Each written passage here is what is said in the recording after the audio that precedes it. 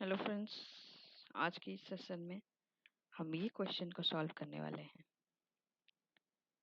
ठीक है, तो let's read out the question that following it's a model.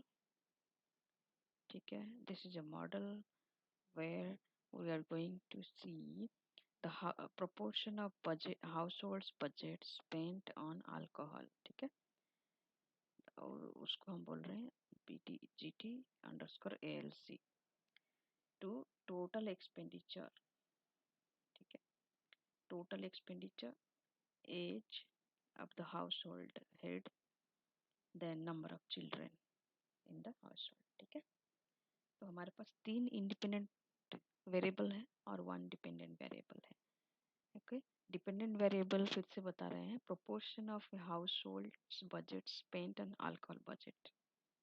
ठीक है, तो हाउस होल्ड का खर्चा जितना है ऑन द अल्कोहल। ठीक है, कितनी proportion of the total expenditure is spent on alcohol, that is budget for this alcohol। nobody makes a budget for the alcohol, but ये हमारा proportion है, ये हमारा dependent variable है। और total expenditure, age of the household head और number of children in that household। ठीक है, तो हमारे पास टोटल चार है, एक डिपेंडेंट वेरिएबल है और तीन इंडिपेंडेंट वेरिएबल है। ठीक है, और हमें ये वैल्यूज दिया हुआ है और बताया गया है कि fill in the blank spaces. तो ये हमें टी स्टैटिस्टिक्स नहीं दिया है, स्टैंडर्ड एरर नहीं दिया है, कोएफिशिएंट नहीं दिया, ये तीन फैक्टर को हमें निकालनी है। ठीक है, तो आज के सेशन में हम जानेंगे कि अगर हमें बाकी के दो फिगर दिया होगा लेकिन एक फिगर बाकी हमारे पास नहीं है, तो उसको हम लोग कैसे निकालेंगे। ठीक है, तो स्टैंडर्ड एरर, टी स्टैटिस्टिक्स और कोएफिशिएंट के बीच में रिलेशन से ही हम ये चीज़ों को फिलअप कर सकते हैं। ठीक है, उसके बाद सेकंड में हम लोग जानेंगे कि whether each of the explanatory variables has any significant effect on the budget proportion of alcohol at 5% level of significance। इसका मतलब क्या है, हम लोग इसको देखेंगे कि ये स्टैटिस्टिकली सिग्निफिकेंट है कि नहीं है। ठीक है, और हाइपोथेसिस टेस्टिंग हम लोग करने वाले हैं। ठीक है, और जल्दी से आप जाके डाउनलोड कर लीजिए ये क्वेश्चन को। ठीक है, और फिर वापस आ जाइए इसको सॉल्व करने के लिए। आपके पास रहेगा ये सामने, तो आप एक साथ देख सकते हो हम जो सॉल्व करने जाएंगे तो। ठीक है, अच्छा चलो सॉल्व करते हैं।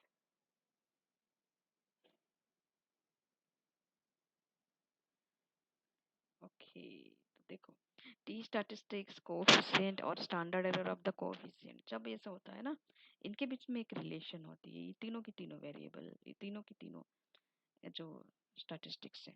ठीक है, तो हमारा जो कोएफिशिएंट होता है उसको अगर standard error of that coefficient में डिवाइड करते तो हमें टी स्टैटिस्टिक्स मिलती है। ठीक है, तो इसी फॉर्मूला को यूज करके हम लोग तीनों ब्लैंक स्पेसेस को फिलअप कर सकते हैं।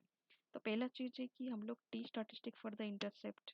ठीक है, तो हमारी पहला क्वेश्चन, पहला वाला जो है, हम इंटरसेप्ट के लिए कोएफिशिएंट दिया गया है, स्टैंडर्ड एरर दिया गया है, बस हमें टी स्टैटिस्टिक्स निकालनी, बहुत ईजी है, इसको अप्लाई करो। फिर उसके बाद सेकंड लाइन पे, ये लाइन पे देखो, स्टैंडर्ड एरर नहीं दिया है लेकिन कोएफिशिएंट दिया है, टी स्टैटिस्टिक्स दिया है, तो उसका फॉर्मूला क्या होगा, आप बस जो वैल्यूज दिया हुआ है, कोएफिशिएंट दिया हुआ है, उसको डिवाइड कर दो टी स्टैटिस्टिक्स से, तो हमारा स्टैंडर्ड एरर भी आ जाएंगे। तो ये आप फिलअप कर सकते हो। उसके बाद फिर कोएफिशिएंट फॉर एज ये निकालना है, तो ये बहुत आसान है। जैसे टी स्टैटिस्टिक को स्टैंडर्ड एरर के साथ मल्टीप्लाई कर दो यहाँ पे, तो आपको ये मिल जाएगा, आपका कोएफिशिएंट फॉर द एज। ठीक है, बहुत इजी है। Good, okay. उसके बाद हम क्वेश्चन नंबर 2 में आते हैं, जहाँ पे हमें हाइपोथेसिस टेस्टिंग करनी थी, है ना। तो हाइपोथेसिस टेस्टिंग में देखो, ईच ऑफ द कोएफिशिएंट का सिग्निफिकेंस हमें निकालना था, है ना। तो यहाँ पे के जो है, हम लोग देखते हैं 1 2 3, तीन था ना, age, child, age, number of child and total expenditure था ना। तो बीटा 1 कैप जो है हमारा उसका वैल्यू 0.02676 है। आप क्वेश्चन से देख सकते हो। टी स्टैटिस्टिक्स का हमने निकाल दिया है। बीटा 2 कैपिटल कैप का है नेगेटिव 0.001392, उसका टी स्टैटिस्टिक्स नेगेटिव 6.96 है। सिमिलरली बीटा 3 कैप का है नेगेटिव 0.0133, टी स्टैटिस्टिक्स उसका भी नेगेटिव है -4.0750। ठीक है, ये तीनों हमारे पास ऑलरेडी टी स्टैटिस्टिक दे के रखा हुआ है। अब हमें पता करना है कि इसको हम लोग क्या करेंगे, कंपेयर करेंगे। कहाँ पे कंपेयर करेंगे? टी क्रिटिकल वैल्यू जो टेबल दिया होगा उसकी में हम लोग जाके टू साइडेड टेस्ट करेंगे। क्यों टू साइडेड टेस्ट? क्योंकि हमारा नल हाइपोथेसिस जो है दैट इज नॉट इक्वल, मतलब ये टू साइडेड टेस्ट होगा। अगर हमारा अल्टरनेटिव हाइपोथेसिस से ग्रेटर देन 0 तो ये राइट टेल टेस्ट होता। ठीक है, ये होगा हमारा राइट टेल। और अगर ये लेस देन हम लोग रखते 0 तो ये लेफ्ट टेल होता। ठीक है, लेकिन यहाँ पे हमारा नॉट इक्वल टू 0 है तो ये लेफ्ट हो सकता है, राइट भी हो सकता है। तो इस चीज़ के लिए हमें टू साइडेड टेस्ट करनी होती है। तो हमें क्या देखना होगा? डिग्रीज ऑफ फ्रीडम देखनी होगी। यहाँ पे n-k-1 हमारा डिग्रीज ऑफ फ्रीडम है, तो 1515 डिग्रीज ऑफ फ्रीडम हो गया। और 5% level of significance T critical value for this freedom is 1.96। ठीक है, अब हमें नेक्स्ट थिंग क्या करनी है? टी स्टैटिस्टिक्स को इसके साथ कंपेयर करनी है, क्रिटिकल वैल्यू के साथ। तो और हम लोग रिजेक्ट कब करेंगे? जब हमारा T statistics greater than critical value होगा। ठीक है, चाहे वो हाँ, absolute value of this T statistics will be greater than the critical value. तो एब्सोल्यूट वैल्यू क्यों है? क्योंकि हम लोग यहाँ पे नेगेटिव भी हमारा टी स्टैटिस्टिक्स है ना, उसके लिए।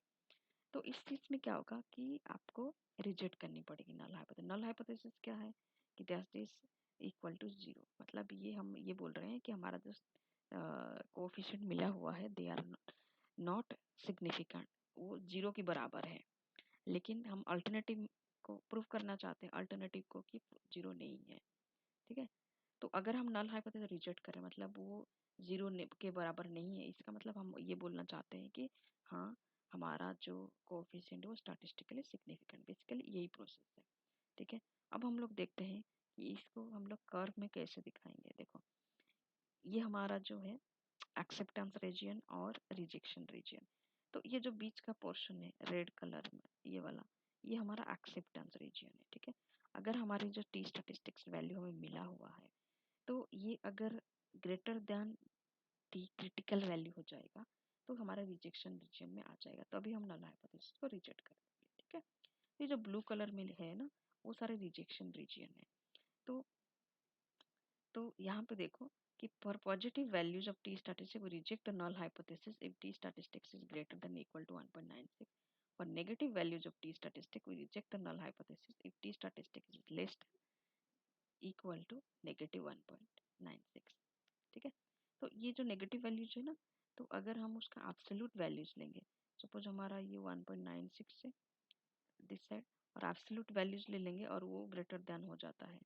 ठीक है, एब्सोल्यूट वैल्यूज अगर लेते हैं यहाँ पे 4 पॉइंट समथिंग है ना, -4.07, नेगेटिव 0 -4.0750 है। ठीक है, अगर एब्सोल्यूट वैल्यू लेंगे तो इसको हम काउंट नहीं करते, तो दिस इज बिकम 4.0750 और ये हमारा ग्रेटर देन 1.96 हो रही है ना, -1.96।